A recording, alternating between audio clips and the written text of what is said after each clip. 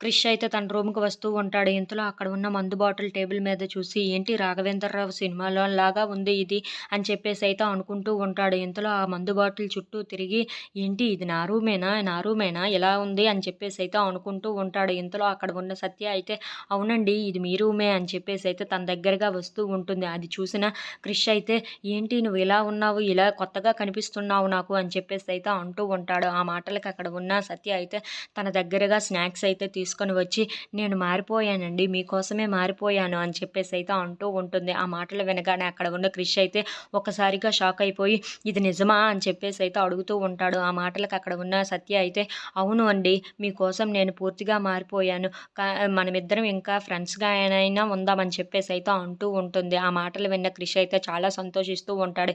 ఈ కొద్ది రోజులైనా మనిద్దరం సంతోషంగా ఫ్రెండ్స్‌లా ఉందామని చెప్పేసైతే అంటూ ఉంటుంది. ఆ మాటలు నచ్చి అక్కడ ఉన్న క్రిష్ అయితే, "సరే అయితే మనిద్దరం దోస్తులమా ఇంకా" అని చెప్పేసైతే అంటూ ఉంటాడు. ఆ మాటలకి అక్కడ ఉన్న సత్య అయితే, "అవునండి" అని చెప్పేసైతే అంటూ ఉంటుంది. "సరే అయితే మనిద్దరం దోస్తులం కదా!" అని చెప్పేసైతే షేక్ హ్యాండ్ అయితే ఇస్తూ ఉంటాడు. అది చూసిన సత్య కూడా షేక్ హ్యాండ్ ఇస్తూ ఉంటుంది. అలా వాళ్ళిద్దరూ అయితే చాలా సంతోషంగా ఇక నుండి మనిద్దరం స్నేహితులం అయితే అని చెప్పేసైతే ఇద్దరు చాలా చక్కగా మాట్లాడుకుంటూ ఉంటారు. ఇంతలో అక్కడ ఉన్న సత్య అయితే, "ఇక నుండి మిమ్మల్ని నేను స్నేహితుడిగా చూస్తానండి" అని చెప్పేసైతే అంటూ ఉంటుంది. If you like this video please like, share and subscribe.